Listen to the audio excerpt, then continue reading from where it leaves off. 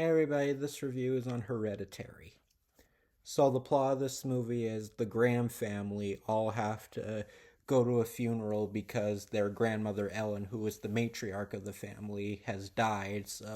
But a lot of terrible things happen while they're driving to the funeral, and when they get there, their son Charlie, played by Alex Wolff, has an allergic reaction, and on their way to the hospital, he gets decapitated.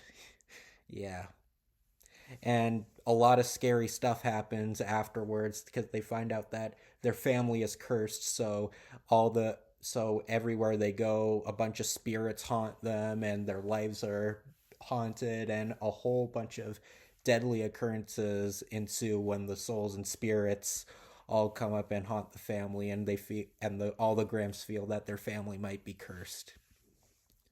I loved this movie. This was a really, really good movie. It's definitely one of the best horror movies of the past 10 years, along with like It Follows and Sinners and It. And like, this is definitely up there. This is a great movie.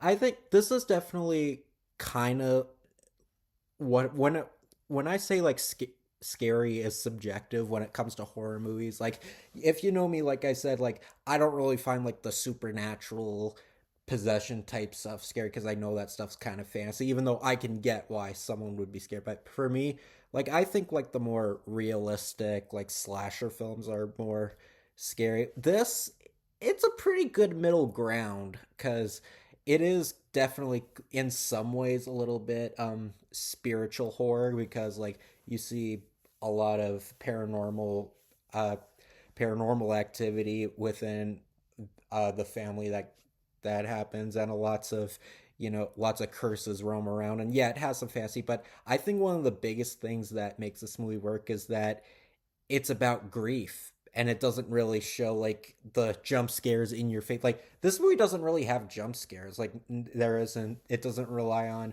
cliches or anything loud to scare you. It's mostly about grief and emotion, kind of like, I would say, I don't want to say it's like the first Megan, because the first Megan like wasn't scary, but it had a really strong emotional value. This, it's both. Like, it's definitely quite scary. Like, I mean, I wasn't scared, I didn't jump or anything, but like, I felt terrified for the family, and that mainly goes to all the actors. Like, the acting is very good, especially from Toni Collette, who plays the mother Annie.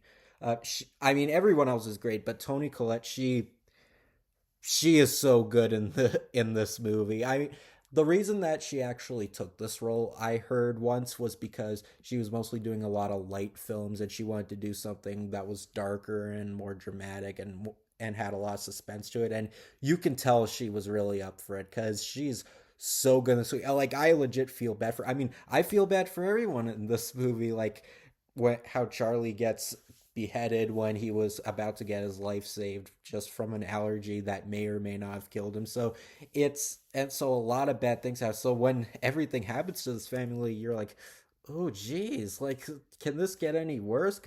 The because their grandmother dying was already bad enough, but now they have to deal with so much that's so happening. Like, it's so overwhelming, especially there's a younger daughter in this way, because every horror movie about a family has to have a younger daughter, and she's suffering through all of this at such a young age, and all of this is happening, and you're like, geez, like, who, like, can she get a break? Like, no one could get a break in this movie. And even everyone else, like Alex Wolff, like, he plays Charlie, and he's really good. Even the kid who plays the young daughter, she's really good, kind of like how I mentioned, like, in the Conjuring 2. Like, some horror films, like the really young ones, can actually be really good actors. Like, I really think all of them. Gabriel Byrne played the husband, Annie's husband, and he is quite good. I did really like him as the villain, the Syrian ballerina, as you all know. So Gabriel Byrne definitely has a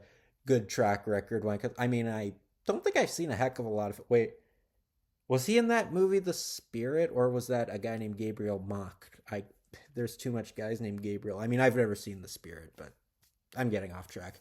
But Hereditary is a really good film. Like, it's very suspenseful, even if you don't find the supernatural stuff really exceptionally scary because you know it's kind of just it's no, not kind of, it is just fantasy. It still is pretty scary when it comes to the emotional value and what all the actors, how they portray grief, because yeah, like I said, it's like some movies that deal with grief and loss and characters feeling really scared and depressed. Like sometimes emotions besides scared are really good for horror films. I think that's why I think the horror genre is more complex than people say it is. It's a really good film. Like even if you, like I said, even if you don't like the supernatural stuff, even the emotional value is great. But even the supernatural stuff, like you see a bunch of ghosts in the movie and it's really cool and really creepy, and you know, the allergic reaction. So like there's some down to earth horror, but there's also some supernatural fantasy horror to make it more fun. But either way, like it's not inconsistent. It's a very good film, mostly because it's brilliantly acted, has a lot of build up to the horror, because it's not, like I said, there's not like a lot of jump scares or anything. It actually builds up to the horror quite well because the drama is so good. So yeah, Hereditary is a very good film, one of the best horror films of the past like 10 years or so. It's such a good movie. If you want to see a scary movie tomorrow on Halloween, I'd say this one is a good one to check out if you haven't seen it. So catch you later and hope you all have a great Halloween.